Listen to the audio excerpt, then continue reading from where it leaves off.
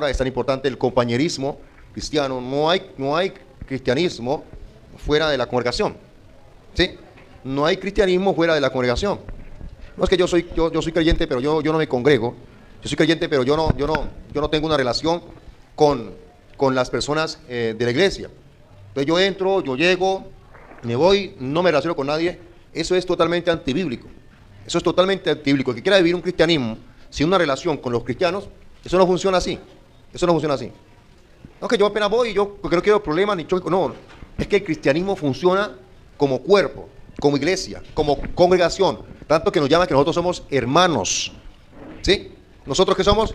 Hermanos en Cristo. Gloria a Dios.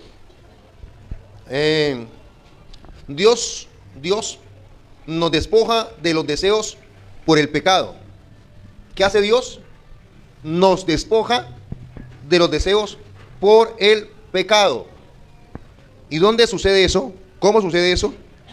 Pues hay varios textos bíblicos que nos garantizan que Cristo, a través de su muerte, nos llevó por esa bendición. Amén. Romanos capítulo 6. Que nuestro viejo hombre fue crucificado juntamente con él, para que el cuerpo de pecado sea destruido, a fin de que no sirvamos más al pecado. Dice también el versículo 14, porque el pecado no se enseñoreará de vosotros, pues no estáis bajo la ley, sino bajo la gracia. O sea, ¿qué hace Dios a través de Cristo en la obra? Esta hace una partecita de la santificación, pero a través de la obra de Cristo y su Espíritu nos despoja del deseo del pecado, de ese deseo. Estamos poseídos por ese deseo carnal de hacer siempre lo malo. Amén.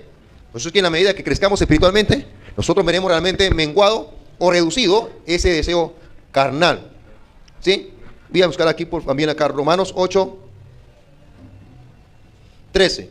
Porque si vivís conforme a la carne, moriréis. Mas si por el Espíritu hacéis morir las obras de la carne, viviréis. Entonces, cuando vivimos por el Espíritu Santo, cuando somos nosotros guiados por el Espíritu Santo, hacemos morir las obras de la carne. ¿Sí? ¿Hacemos morir qué? Las obras de la carne. Y por ende, nuestra vida espiritual nos llevará a una vida donde la carne ha menguado. Amén. Renueva nuestra mente y cambia nuestra vida. ¿Cristo qué hace? Renueva nuestra mente y cambia nuestra vida. Como lo dice Romanos 12:2, en la versión Dios habla hoy, dice: cambia tu manera de pensar para que así cambie tu manera de vivir y llegues a comprobar la voluntad de Dios, que es buena, agradable y perfecta. De una mente que no ha sido renovada no puede entender que la voluntad de Dios es buena, es agradable y es perfecta. Amén. La santificación,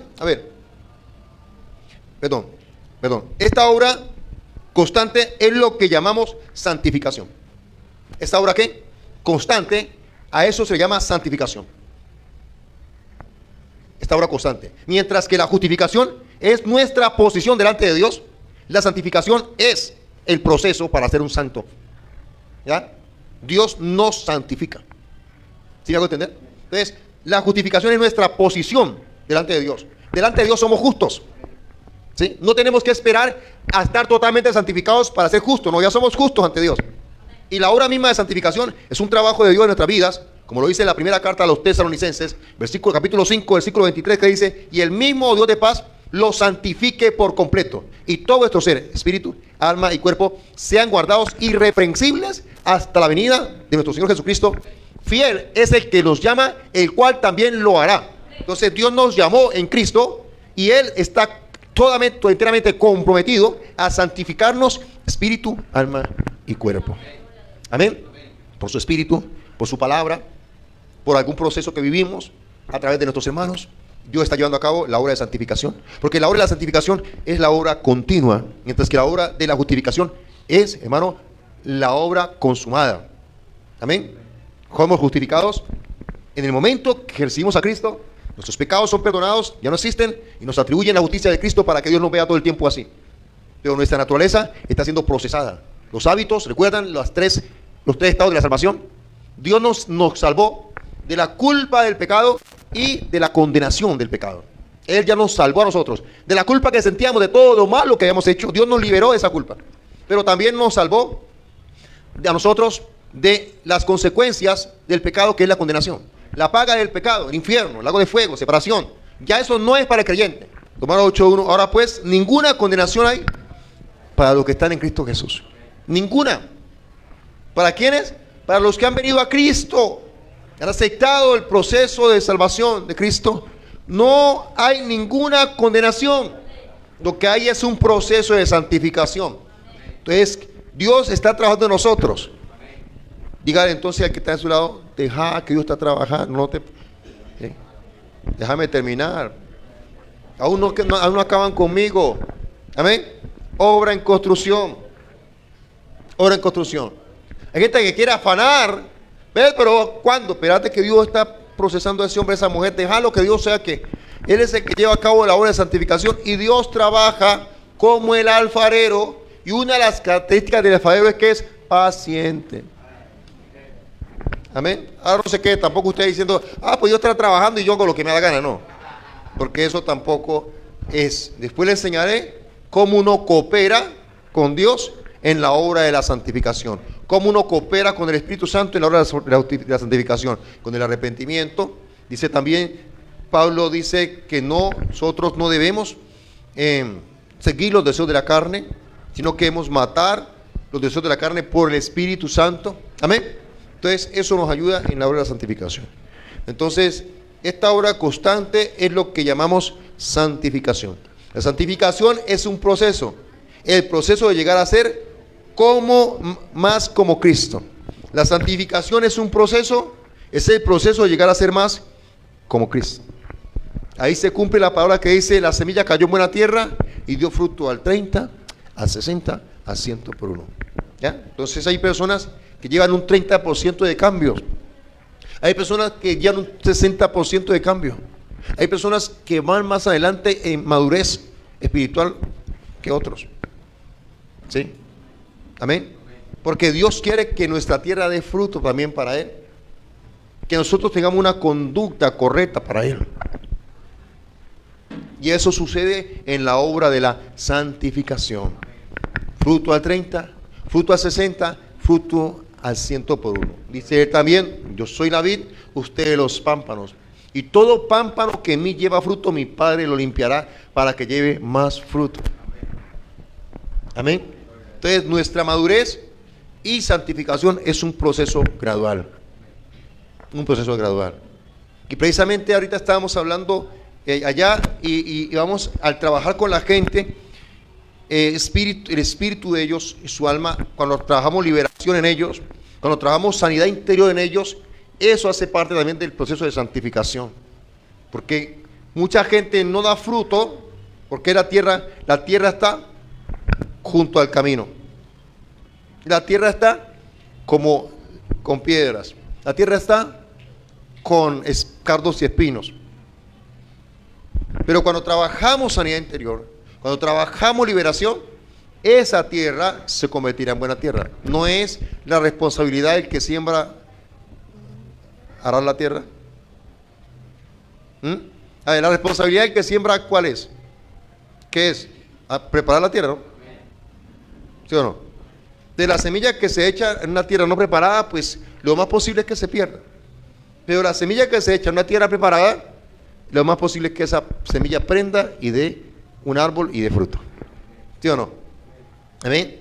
Entonces, nosotros vamos a hacer un trabajo en el Señor que llevará a la gente que dé fruto para Cristo.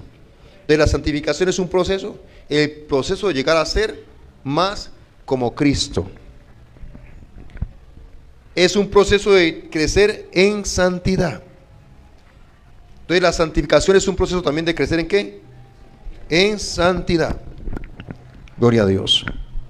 Sino que dimos un poquito de la santificación para ir como entrándonos en el tema, pero ir haciendo como la diferencia de la misma. Luego abordaremos lo que es la santificación de una manera más personal y profunda. Amén. A ver, la Strong define así la justificación. El Strong, ¿qué es el Strong?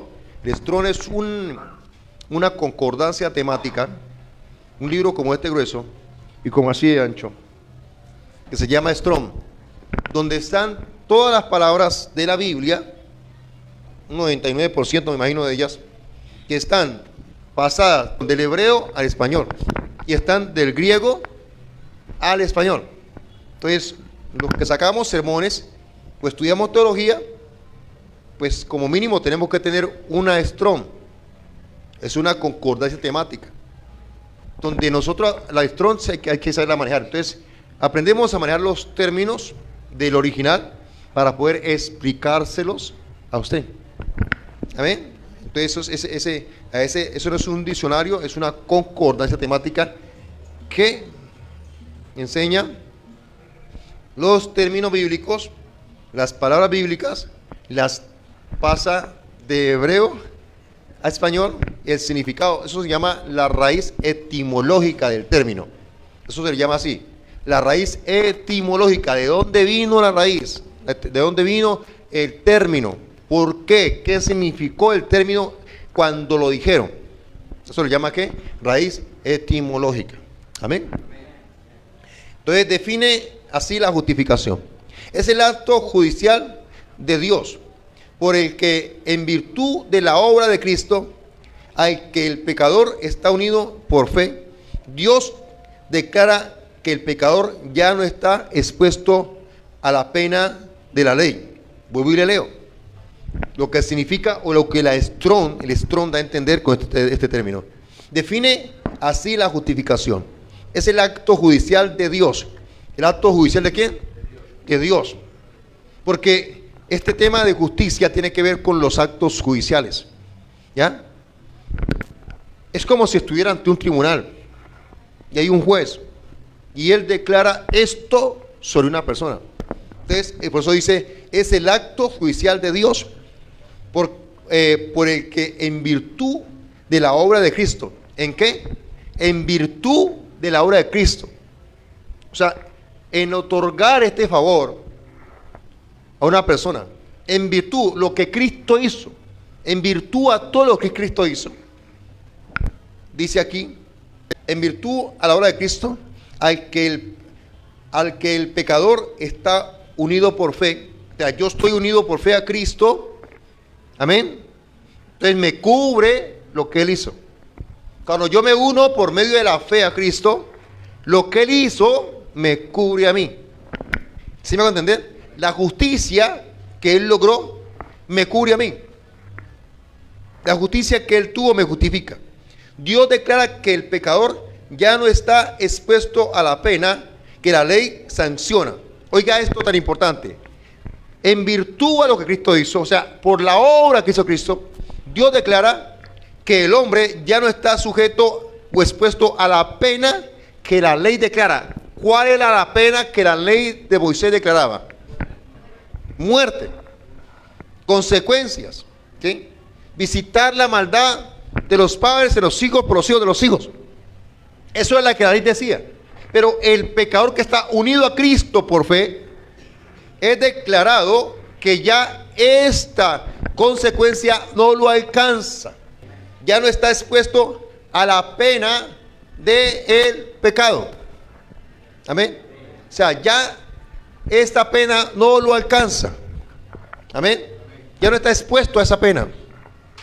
En virtud a que lo que Cristo hizo, que lo libró al pecador, que lo libra al pecador de las consecuencias o la sentencia de la ley, la fe en lo que Cristo hizo nos absuelve a nosotros de la pena que la ley pedía por el pecado.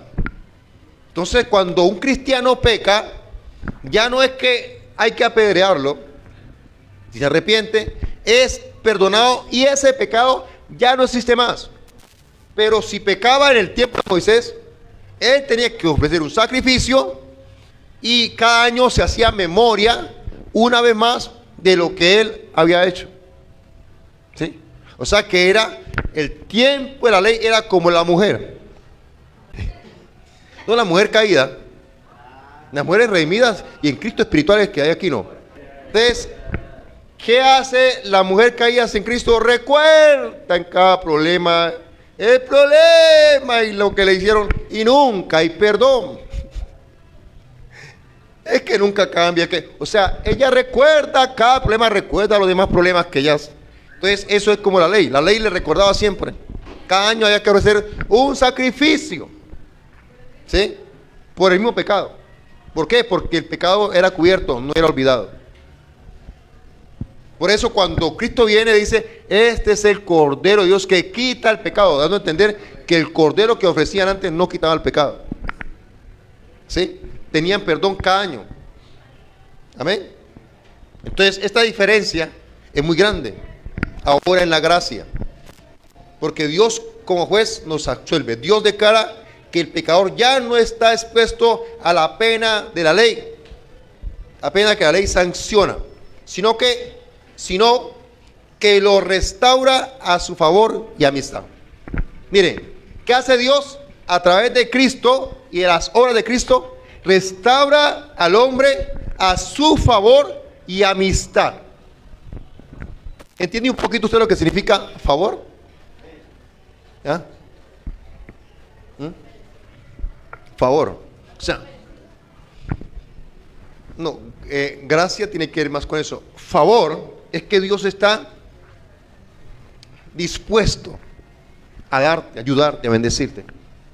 Te devolvió su favor en todas las cosas, ¿sí? Te lo devolvió. Favor es, acá de cuenta lo que sucedió con el hijo pródigo. Cuando él regresa, Dios lo restaura a todo lo que la casa poseía, la vestimenta, la comida, la herencia, todo, lo restaura a todo. A todo lo restaura. ¿Sí? ¿Eso qué es? Favor. ¿Ya? Lo restaura a todos los privilegios como hijo. Amén. Y a su amistad. Ya el hombre no está en enemistad. Recuerden que Corintios nos dice a nosotros, 2 Corintios 5:20, así que somos embajadores en nombre de Cristo, como si Dios rogase por medio de nosotros, rogamos en nombre de Cristo, reconciliados con Dios. El hombre estaba en enemistad con Dios, pero cuando Cristo viene y ocupa nuestro lugar, somos restaurados a la amistad de nuevo con Dios. Se quitó una de las doctrinas que se llama la ira, ¿ya? Otra se llama la propiciación. ¿Qué significa la propiciación? En términos así, a grosso modo, que el hombre está en enemistad con Dios y por su pecado la ira de Dios está sobre él. Pero cuando Cristo muere, ¿qué sucede? La ira de Dios cae sobre Cristo. En otras palabras, mi hermanito ofendió a mi papá, yo le digo, papá, pégame a mí por mi hermano, no lo castigues a él. Y es más, si a mí me vas a comprar un buen traje porque yo me porto bien, dáselo a mi hermanito. ¿Ya? Fue restaurada su amistad a través de Cristo. Por eso esto se llama la doctrina de la gracia. Esas son las doctrinas de la gracia, la cual tenemos que recuperarlas y volverlas a exhibir en el púlpito porque están desapareciendo. ¿Ya? Y esto es lo que se le llama el evangelio. Cuando no se habla de estas doctrinas, no se está hablando del evangelio. Ha desaparecido el evangelio. Al no hablar de las doctrinas, justificación, santificación, expiación, redención y las demás que le explica un poquito ahí, al no hablar de ello, hemos dejado de lado el corazón, diría así, de la Escritura, corazón de la razón de ser de nuestra vida, que es el evangelio, lo que Jesucristo hizo por nosotros y que solo a través de ello el Dios y Padre nos ve en una relación correcta con Él. Escuchen lo que acabo de decir. Solo a través del evangelio o lo que Cristo hizo por nosotros, el Dios y Padre nos ve en una relación correcta con Él. A Él sea la gloria. Aleluya. Gloria a Dios. Hay dos extremos. El extremo de las obras y está el extremo de la falsa gracia. ¿Sí? O sea, está la persona que quiere vivir y agradar a Dios solo por lo que hace y ganarse el favor de Dios por lo que hace. Sea, por ejemplo, en el servicio, cantando, ofrendando, predicando. Quiere ganarse la amistad de Dios a través de esas cosas. Cuando solamente a través de Jesucristo somos hechos amigos de Dios de nuevo. Somos hechos hijos de nuevo.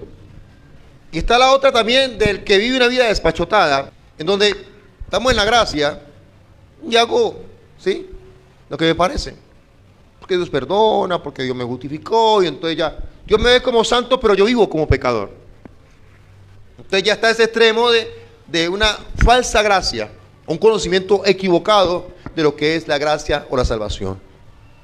Dios nos salva, óigame por favor, Dios nos salva del pecado.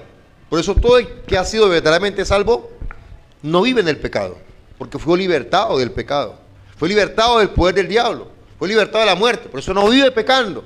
Y cuando peca se arrepiente y quiere vivir para Dios.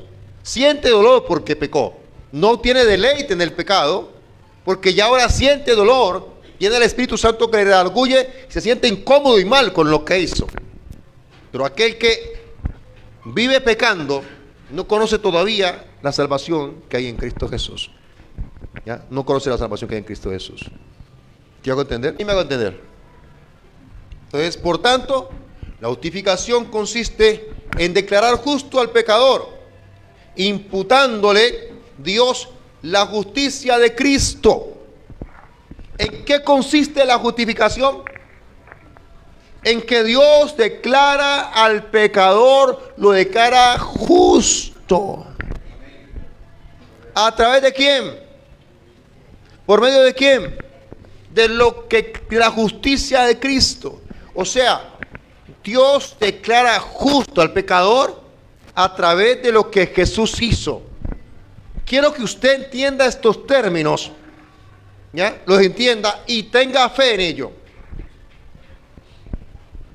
¿Qué es declarar justo a un hombre o a una mujer que es pecador, que viene a Cristo siendo un pecador y Dios lo declara justo? Dice, usted es una persona justa. Y está diciendo, usted es alguien que nunca ha pecado. ¿Ya? Usted es alguien que ha vivido toda una vida justa.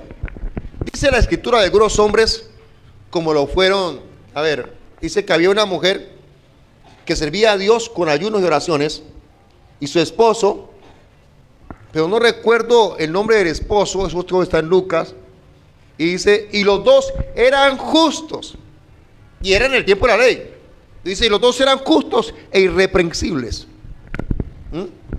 Sino que ya eran ancianos, no recuerdo el nombre de él. No sé si es Zacarías, parece que era Zacarías, sacerdote de Zacarías, que describe la escritura, que dice, y los dos eran justos delante del Señor e irreprensibles. Pero imagínense a alguien que vivió en el alcohol, en la fornicación, en la mentira, evidentemente, y viene a Cristo y se arrepiente, y ahora Dios le declara justo, le declara como si nunca hubiera pecado por la justicia de Cristo.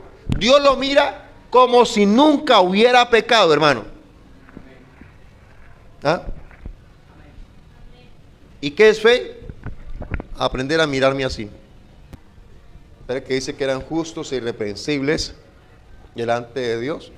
Ambos eran justos delante de Dios y andaban como irreprensiblemente en todas las ordenanzas y mandamientos del Señor. Imagínense cómo era esta gente.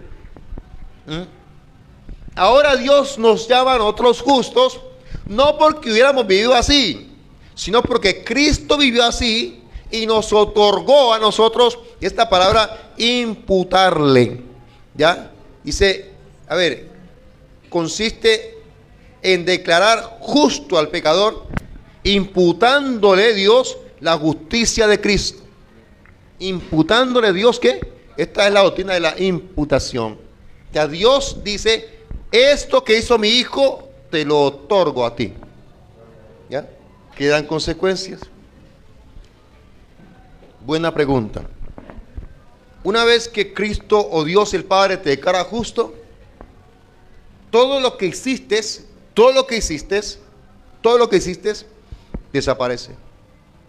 ¿Ya? O sea, Dios te mira como si nunca lo hubieras hecho. Óyeme bien. O sea, la justicia que Dios te otorga es de tal manera que te mira a ti, Él te mira a ti en Cristo como si nunca tú hubieras hecho eso. O sea, Él te mira como si nunca hubieras pecado. De ese tamaño es la justificación. Amén. ¿En quién? En Cristo, por fe en Él. Ahora, las consecuencias. Hay unas que sí, otras que no. Por ejemplo, si estando sin Cristo tuviste un hijo, será una consecuencia, sino que es un embarazo, ¿verdad? Tienes que mantenerlo. ¿Ya? Ese hijo no se lo va a llevar el Señor. Él va a estar ahí. Pero ya, decir que vienen juicios de parte de Dios, o que yo voy a recibir males o maldiciones porque pequé, no. Porque Dios no te culpa a ti ya de nada. Es más, Dios no solamente te declara inocente, sino que te otorga justicia. O sea, Dios te va a ver a ti no solamente como si nunca hubieras pecado, sino como si hubieras vivido toda la vida obedeciendo la ley. Una vida totalmente recta e íntegra. Esto se llama imputar la justicia. ¿Ya? Te otorga una justicia que no tuviste, te la imputó. Amén. En este sentido no. Ese sentido es otorgarte a ti algo. ¿Ya? Es darte a ti algo. Amén. Que no era tuyo. Amén. ¿Dónde yo veo, o donde usted puede ver claramente la justificación bíblica? Cuando el hijo pródigo. O sea, el hijo pródigo merecía castigo. El hijo pródigo merecía ¿qué? Rechazo del padre. El hijo pródigo merecía, pero cuando él vuelve, ¿qué es lo que le dan? Pareciera que lo premian por el mal que hizo. No, eso se llama justificación. Él lo viste de nuevo y lo coloca el mismo día a la misma posición que tenía cuando partió. Porque volvió otra vez a darle herencia. Eso es que Dios, ¿qué hizo Dios? Lo justificó. Ahí es donde se ve que Dios justifica al pecador a través de Cristo, volviéndole su posición original y plena, hermanos. No a gotas, no, plena en el mismo momento del arrepentimiento, restableciéndolo a su posición en el mismo momento del arrepentimiento y devolviéndole o dándole favores inmerecidos. No consecuencias por el pecado, sino favores inmerecidos. Amén. Favores inmerecidos. Eso es lo que sucede cuando somos justificados por Dios en Cristo. Amén. Somos devueltos a una posición que somos vistos como hijos que nunca habíamos pecado, porque la vestimenta cambia totalmente. Dios nunca más nos volverá a ver como éramos antes. Nunca más. Él siempre nos verá en Cristo como justos y como sus hijos. Lo otro ya es la obra de la santificación, que es Dios liberándonos a nosotros de los hábitos o el hábito de pecar y llevándonos a nosotros a transformar nuestro carácter a la imagen de Cristo. ¿Ya? Porque llegamos con eso. Entonces la mente tiene que ser renovada y ese es el proceso de la santificación. Amén. Que es también un proceso de gracia dado por Dios. Entonces, por tanto, la justificación consiste en declarar justo al pecador, imputándole a Dios la justicia de Cristo Jesús. Esto es lo que sucede acá, yo se los he dicho, acá está en Romanos 6, 5, dice Romanos 5, 5 y 16, era el 15. Pero el don no fue como la transgresión, porque si por la transgresión de aquel uno murieron todos los muchos, abundaron mucho más por los muchos la gracia y el don de Dios por la gracia de un hombre, Jesucristo. Y con el don, 16, y con el don no sucede como en el caso de aquel uno que pecó, porque ciertamente el juicio vino a causa de un solo pecado para condenación, pero el don vino a causa de muchas transgresiones para justificación. O sea, el don, ¿cuál es? Es la justicia. Ese don es la justicia, el regalo. Amén. El don vino a causa de la transgresión. Entonces, así que como por la transgresión de uno vino la condenación a todos los hombres, transgresión, o sea, el pecado de Adán. Transgresión es iniquidad o traspasar la norma. ¿Cuál fue la transgresión de Adán? Entonces, desobedeció el mandamiento. Amén. Esa es transgresión. Y a causa de esa desobediencia vino la condenación a todos los hombres. ¿Ya? Pero dice acá, dice, 18.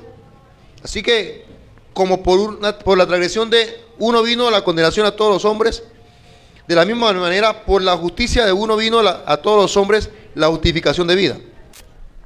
Entonces, por medio de Adán, nosotros quedamos alejados de Dios, muertos. Por medio de Cristo nos otorgó su justicia. La desobediencia de Adán nos puso en una posición de muerte y separación. Pero la justicia de Cristo o la obediencia de Cristo nos puso en una posición de vida. Amén. Nos restauró a la vida en Dios.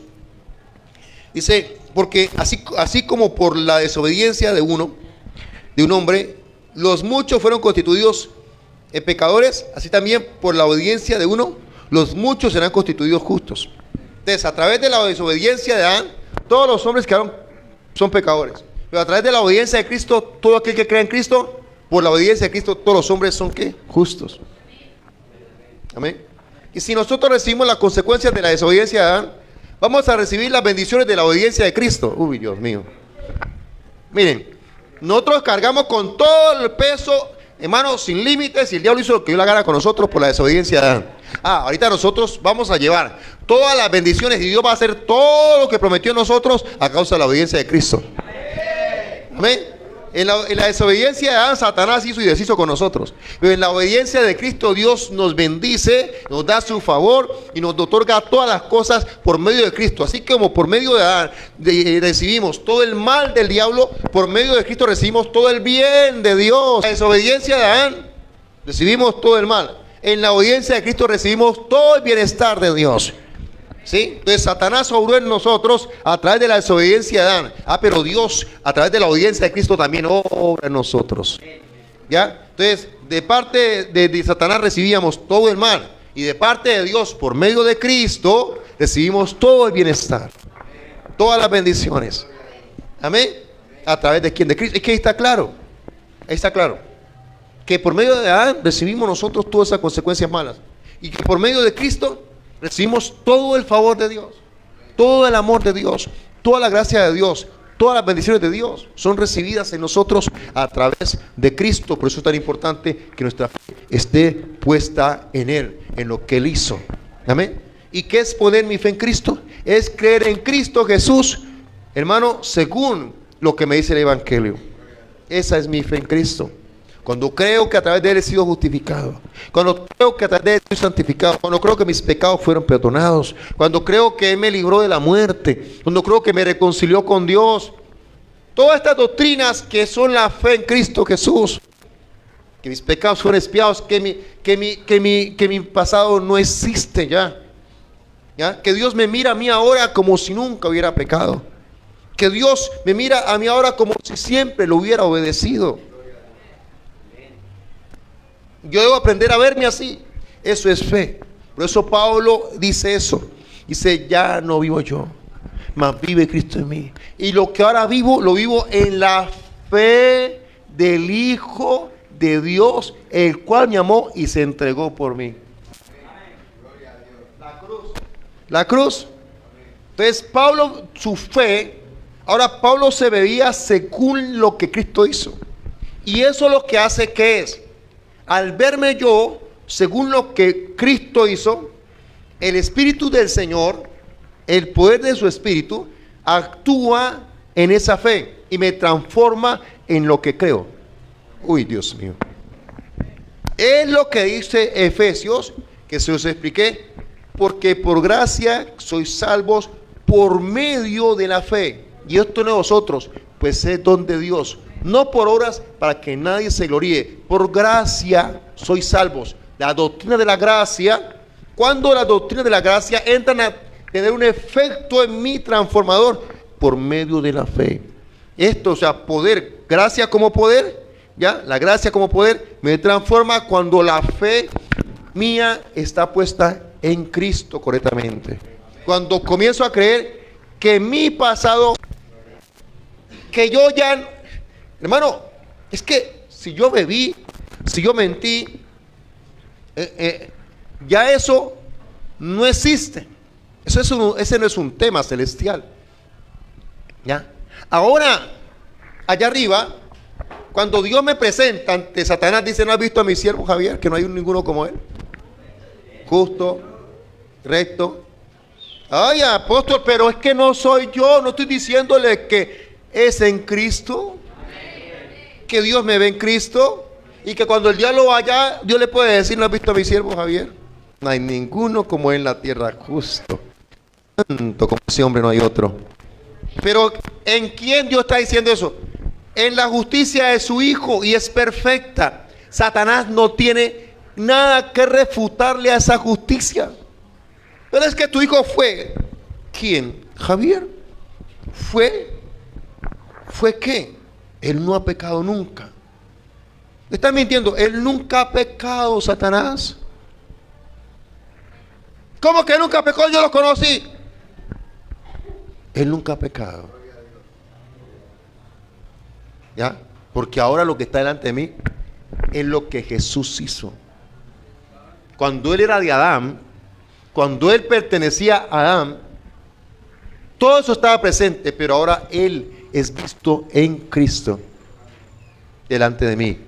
Ahora lo que Dios necesita es que yo me vea en Cristo, que yo camine en Cristo, que yo crea lo que Dios dice de mí, creer lo que Dios dice de mí que soy. Y cuando yo comience a verme así, eso no es una mera imaginación, eso es fe. Eso Dios llama a las cosas que no son como si fuesen. ¿Y eso qué es? Fe. Y esa fe es la que ancla mi alma. Y esa fe no es una fe vacía, no. Es una fe, hermano, que está llena de ¿qué? De sustancia, porque es la fe en lo que Jesús hizo. No es una fe vacía, no. Es una fe, es una confianza en una obra hecha por Dios en Cristo. Y esa sustancia, por eso dice, es pues la fe, la convicción. Una versión más antigua dice, es pues la fe, la sustancia de las cosas, la sustancia de algo. Es la fe, la sustancia de las cosas. La fe es tangible en ese sentido. Amén. ¿Cuándo es en quién? En la obra de Cristo. En la obra de Cristo, la fe es sustancia. Tiene vida. Es un espíritu que dice el mismo espíritu de fe. Siguiendo el mismo espíritu de fe. Es el espíritu de Dios. Amén. Ese espíritu de fe. Ese movimiento de fe. La fe es graduada o gradual, crece, si crecemos en fe. Pues Jesús dijo, fe como un grano de mostaza, ¿ya? Nosotros, dice, hasta que todos lleguemos a la unidad de la fe, de nosotros vamos creciendo en nuestra confianza en Dios, sí. Vamos creciendo en nuestra confianza en Dios. Amén. Vamos creciendo. Pero ¿cómo crezco en fe? La fe es por oír la palabra de Dios. Cuando a mí me enseñan que soy justo en Jesucristo, allí me da la fe. Dime.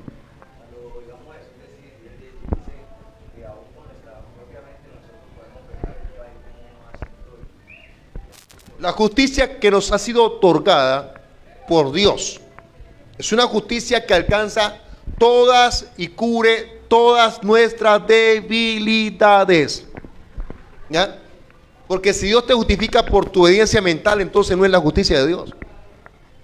Por eso, cuando Cristo es crucificado, cada herida marcaba las debilidades nuestras. Entonces Él recibió una corona aquí en tu frente. ¿Para qué? Para que Él ahí está sacrificando aún, cubriendo aún aquello que tenía que ver con nuestra mente.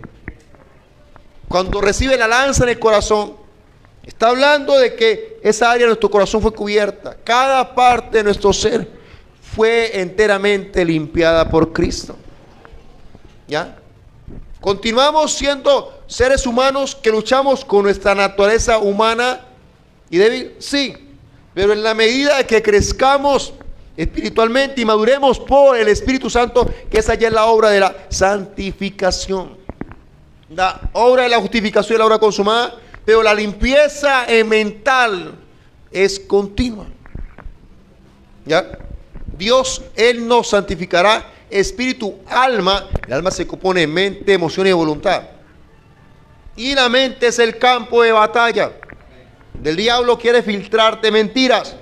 Y si tú no te afirmas en lo que dice Dios, vas a mantener siempre una vida tambaleante hasta que te afirmes en ello. Y vas a sufrir por cosas que no tienen sentido. ¿Ya?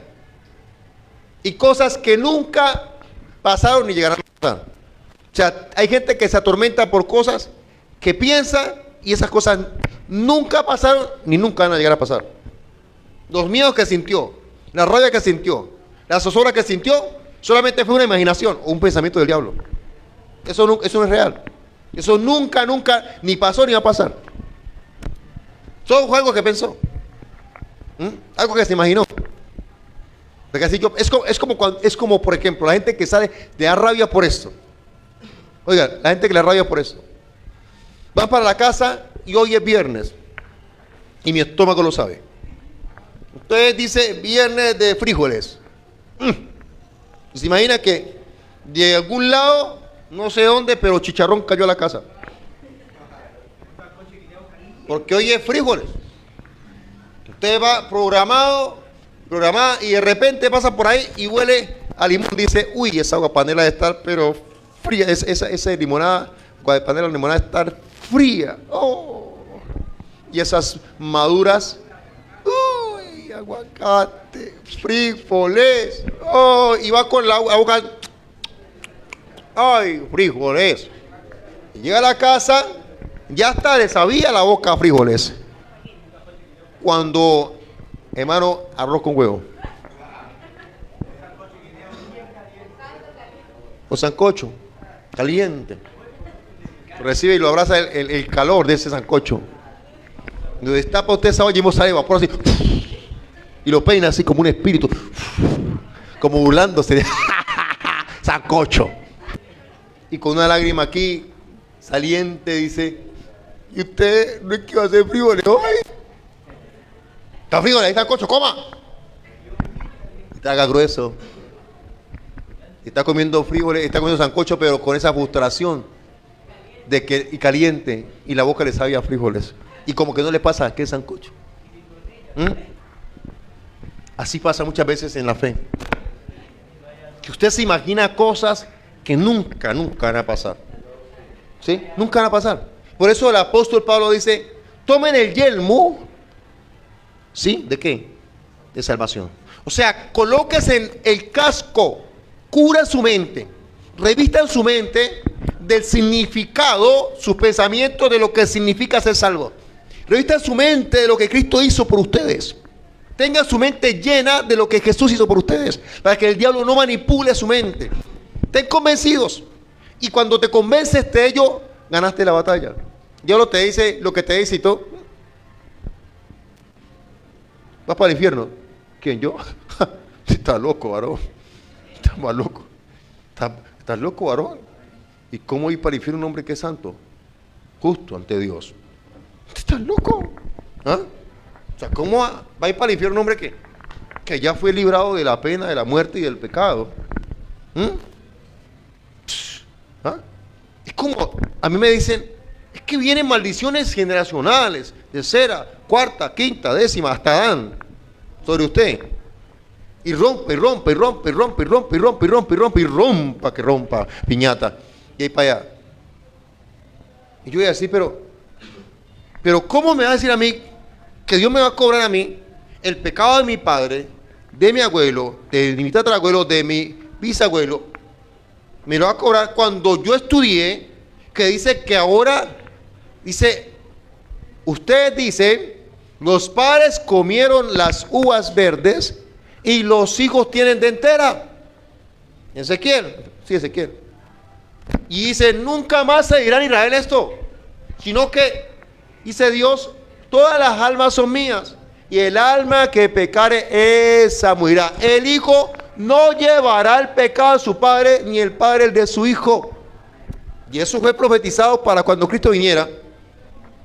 Cuando viene Cristo, dice, este es el Cordero que quita el pecado del mundo, lo quita. Cuando viene Cristo, dice Hebreos, dice, y nunca más me acordaré de sus pecados y de sus iniquidades. ¿Quién me va a convencer a mí de lo contrario? De que mi iniquidad y mi pecado ya no existe, hermanos. Y que decir que Dios me cobra las maldiciones de mis padres por sus pecados es negar la justificación. Es negar que he sido justificado. ¿Y qué es ser justificado? Que ya Dios me ve como si nunca yo hubiera pecado. ¿Ah?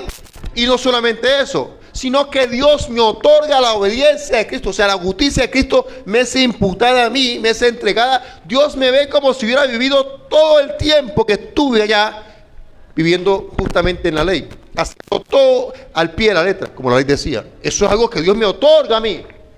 Decir que aún la iniquidad, aún me cobra Dios la iniquidad a mí, es negar la justificación. Es negar la justificación. Es negar que Cristo me justifica. Eso está mal. Eso es pecado. ¿Ya? Es negar la obra de Cristo. Es entender que la ley terminó y que la gracia comenzó. Amén. Que en la ley yo ganaba el favor de Dios haciendo. Que en la gracia yo gano el favor de Dios creyendo. Y que esa creencia, esa fe, activa al Espíritu Santo, poder del Espíritu Santo para transformarme. Y que en la ley yo me esforzaba por ser santo, pero en la gracia me dan poder para ser santo. Dios mío. La ley yo me esforzaba para ser santo, en la gracia me dan poder para ser santo. Pablo le dice, quítame esta debilidad. Señor, ayúdame. Y él le dice, no, Pablo, así no funciona esto. Bástate mi gracia. Tú te acostumbraste a luchar con la debilidad en tus fuerzas, pero ahora bástate mi gracia, porque mi poder se perfecciona en la debilidad, Pablo. Amén. Amén. Es a través de mi poder, Pablo, que esa debilidad va a desaparecer o la vas a subyugar, de tal manera que esto te llevará a ser dependiente de mí, Pablo. Amén. Y a gloriarte solo en mí. Saber que tu debilidad es un medio para acercarte a tu Dios. ¿Sí me hago entender? No, yo no sigo porque soy débil. Pues esa debilidad es la que vi acercarte más a Él. Porque es ahí, deja el orgullo. No puedo. Lléname de tu espíritu. No puedo. Dame la gracia, dame el poder. Amén. ¿Por medio de quién? De Cristo. Esa justificación es una vez y para siempre. ¿Ya? Cuando tú vienes y te arrepientes, ese mismo día el Señor, como el Hijo pródigo, te declara como una persona justa. Así como el día que Adán pecó, ese día todos los seres humanos quedaron, no habían nacido y ya estaban condenados. Y vengo a Él y acepto su justicia, me arrepiento de mis pecados, entonces yo soy justo ante Dios. Amén. Soy justo ante Dios en el mismo momento que creo en lo que Jesús hizo, en que me arrepiento y creo en lo que Jesús hizo por mí. Soy hecho justo ante Dios. Cuando se han apartado y han regresado, de hecho, esa justicia siempre está para ellos. Siempre está. El hijo pródigo siempre está. Y colocó un caso extremo con el hijo pródigo diciendo, mi justicia está. O sea, si te vuelves, mi justicia está. Hayas hecho lo que hayas hecho, mi justicia te cubre. Pero es muy arriesgado irse, estando en casa, e irse otra vez a que el diablo lo coja. Es muy arriesgado. Hay gente que le ha costado demasiado volver. ¿Ya? Pero no porque Dios no perdone, porque Satanás se armará de los argumentos necesarios para impedir que regreses. ¿Sí? Si el diablo hará todo lo posible e imposible para mentirte. Para mentirte. Como estás en un estado de debilidad y con el Espíritu Santo contristado, pues al diablo le es más fácil.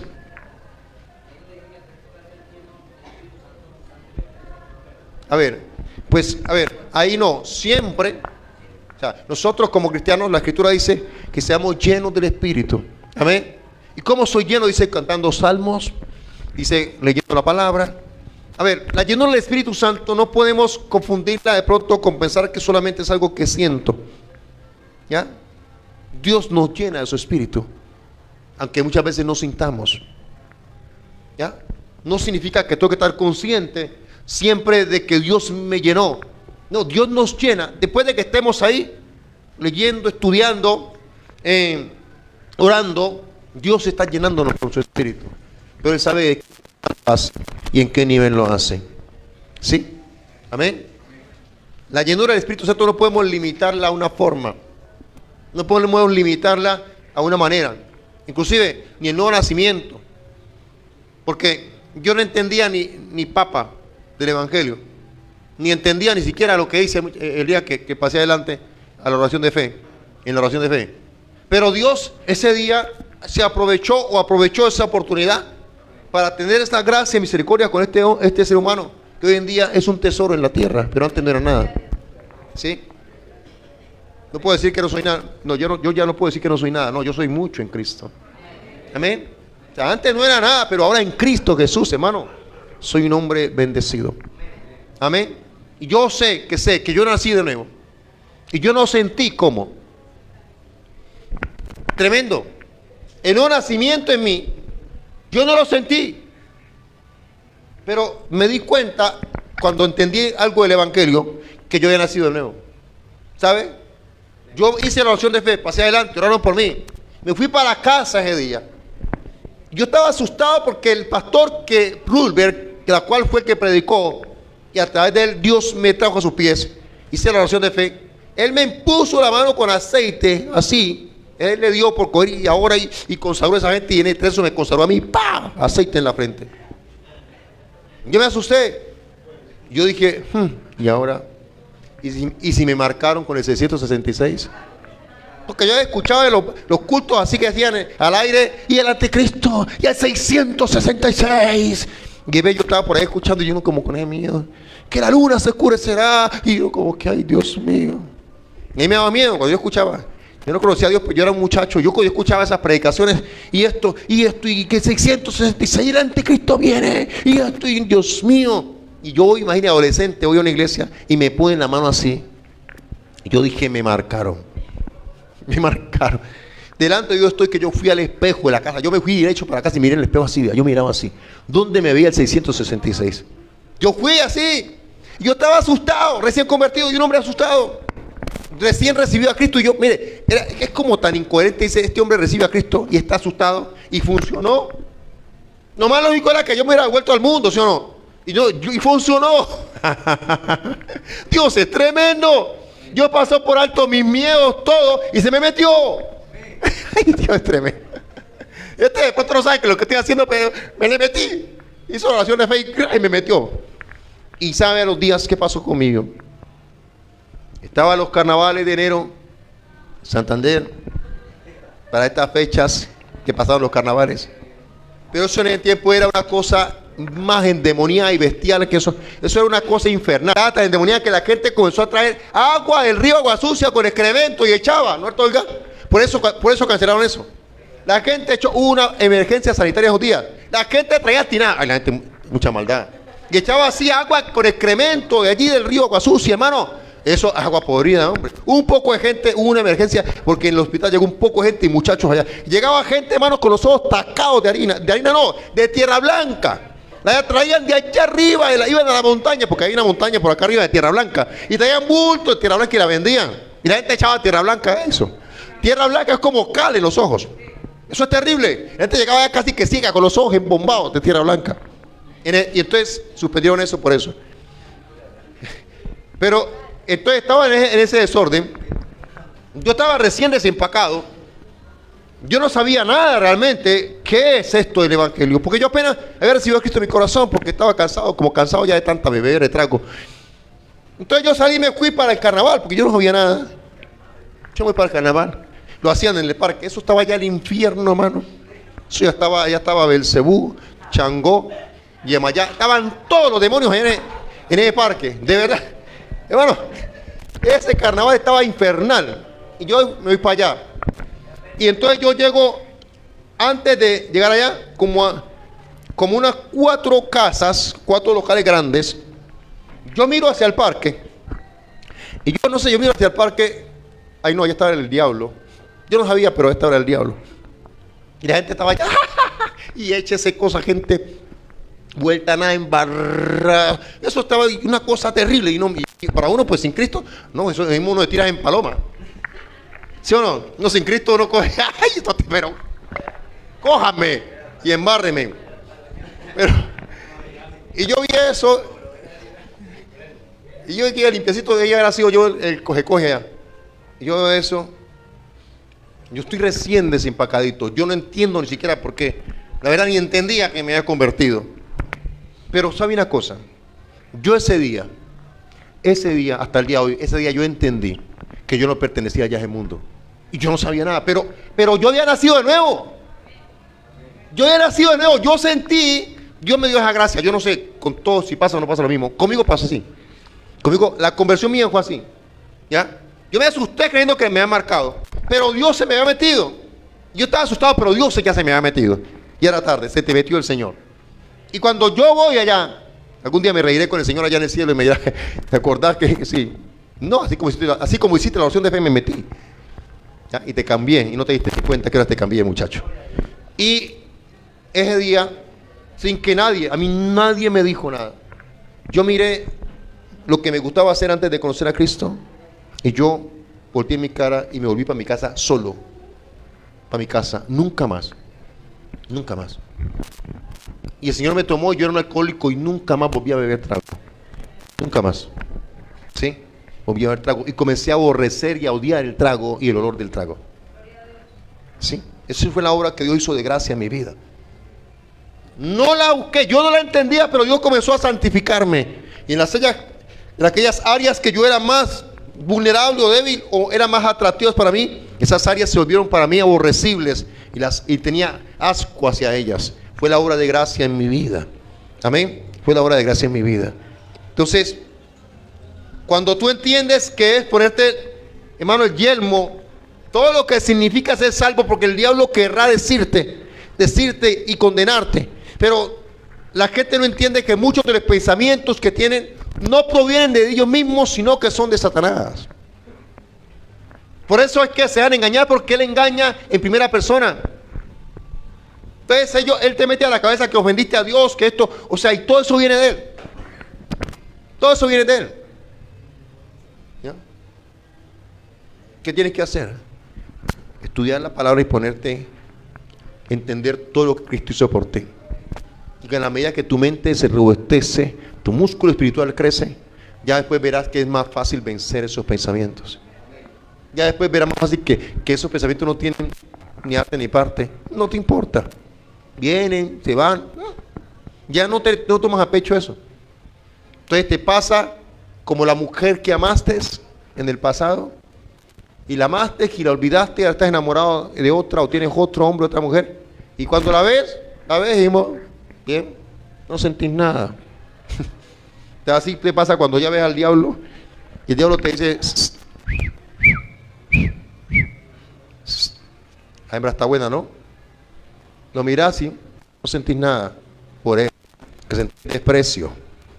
Te lo mirás y lo mirás mal, con desprecio. Y dices, ay, pero fuiste mío, pero que esto. No tengo nada que ver contigo, Satanás. Amén. Lo único que ahora tiene de mí es mi desprecio. Pobre diablo.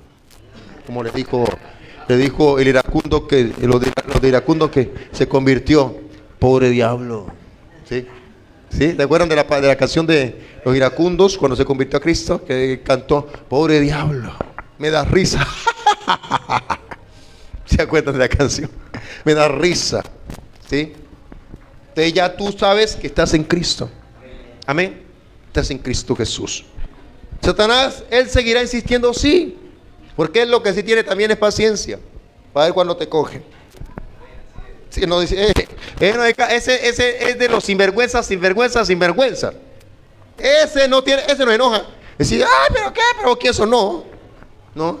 Vos lo escupís, él dice, él vuelve por otro escupazo. No, él no tiene vergüenza, no. Dice, hasta que lo cojo, hasta que la cojo. ¿Ya? Y usted le puede mostrar su más terrible desprecio.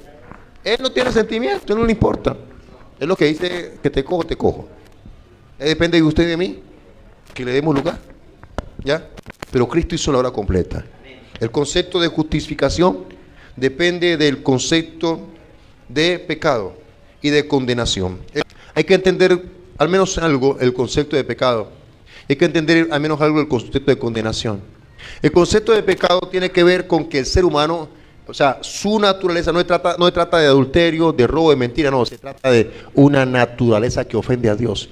Esto fue lo que Jesús le dijo a las personas que habían creído en él. Su padre es el diablo porque los deseos de su padre quieren hacer. O sea, ustedes tienen que entender que el deseo está en ustedes, que su naturaleza es inclinada al mal.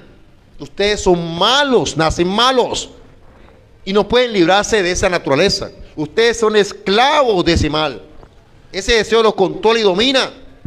Ese deseo fue puesto por Satanás en Adán y Adán se los traspasó a ustedes. El único que los puede libertar soy yo, dijo, si el Hijo libertare, seréis verdaderamente libres. Entonces Cristo viene y dice, yo vengo a vencer el mal, ese deseo carnal lo vengo a vencer. Yo seré clavado, yo clavaré el pecado, la naturaleza caída, la clavaré en la cruz y ahí la mataré para que ya no se domine, no los domine más y el pecado no se enseñoreará más de ustedes porque no están bajo la ley sino bajo la gracia. Alabado sea Dios, Cristo mató el pecado para que ya no viva en ti ni en mí. Amén. Entonces hay que entender el concepto de pecado. Concepto de pecado. Yo le estoy dando un resumen de lo que yo estudié por días. Que yo cogí en un diccionario y le puedo prestar el diccionario, ahí está marcado porque es una letra pequeñitica y estudié todo el concepto de pecado, el original. Y usted dirá, ay, pero apóstol, pecado es fornicar, mentir, ay, pecado. Ay, hay que entender los niños, los bebeses. Hay que entender los bebeses que no les gusta leer, ¿ya? Y que les gusta que, no, dígamelo así en concreto, suéltemelo. No, estúdielo usted y usted me lo explica así ya. ¿Ya? El concepto de pecado es del original. Creo que son como, del diccionario son como 2 o 3 páginas así. Y solamente el concepto de pecado, 2 o 3 o un poco más. Y la letra es más pequeña que esta. Un poquito más pequeña que esta. Eso es, eso es un poco de letra. Pero Dios me puso a estudiar. Amén. Para entender el concepto de pecado. Y poder explicarle a usted la grandeza de la justificación. Amén.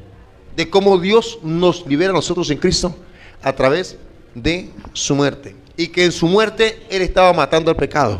Estaba sepultando nuestro viejo hombre, nuestra vieja naturaleza. Por eso Pablo dijo, con Cristo estoy ¿qué? Crucificado. ¿A quién crucificó Cristo? La carne. Ese pecado, ese deseo, lo crucificó y lo sepultó. Y cuando resucitó, nosotros fuimos resucitados con Él a una nueva vida. Cuando viene el Espíritu Santo de Dios, a través de creer en Cristo Jesús, ¿qué hace el Espíritu Santo? Nacemos de nuevo. En ese nuevo nacimiento, nuestra vieja naturaleza quedó sepultada con Cristo. Ese viejo hombre está muerto. Y hermano, cuando alguien se muere, ¿qué es lo que pasa? Con el tiempo desaparece porque los huesos se convierten en polvo, ¿ya? Así que esa naturaleza caída, hermano, con el tiempo desaparece o desaparece en el nombre de Jesús, porque ningún muerto se levantará de ahí. Ningún muerto se volverá tierra de nuevo. Ese muerto, ¿verdad? Ese cuerpo se volverá tierra. Pero nosotros hemos sido crucificados con Cristo, hemos sido sepultados con Cristo, hemos sido resucitados con Cristo, para que andemos en una vida totalmente nueva, por el Espíritu del Señor. Aleluya. Gloria al nombre del Señor. Gloria a Dios, amados. Qué bendición. El Evangelio es muy hermoso, muy hermoso. De verdad que lo es. Y cuando digo Evangelio no me refiero a los 66 libros de la Biblia. No. ¿Está negando que el Evangelio es la palabra de Dios? Me explico. Este libro hermoso habla de muchos temas, ¿ya? Y uno de ellos es el Evangelio. Otros son del reino, otros acerca de Cristo, de su deidad, de su divinidad, de su humanidad, ¿ya? De la fe. Pero cuando un cristiano entendido, al decir Evangelio, debe saber a qué se refiere. Debe saber que el Evangelio específicamente son las doctrinas o parte de las doctrinas de la gracia, ¿ya? De la palabra Evangelio significa buenas nuevas. Pero las buenas nuevas son justificación, santificación, expiación, redención. Iglesia, que el Padre te bendiga en el nombre de Jesucristo el Señor. Bendiciones.